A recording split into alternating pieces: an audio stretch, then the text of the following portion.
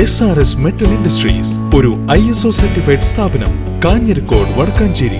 Phone 9847783798 9645 988 Alathur Lok Sabha മണ്ഡലം LDF സ്ഥാനാർത്ഥി K രാധാകൃഷ്ണന്റെ തിരഞ്ഞെടുപ്പ് പ്രവർത്തനങ്ങളുടെ ഏകോപനങ്ങൾക്കായി ഇരട്ടക്കുളങ്ങര 36 ബൂത്ത് കമ്മിറ്റി ഓഫീസ് ഉദ്ഘാടനം ചെയ്തു.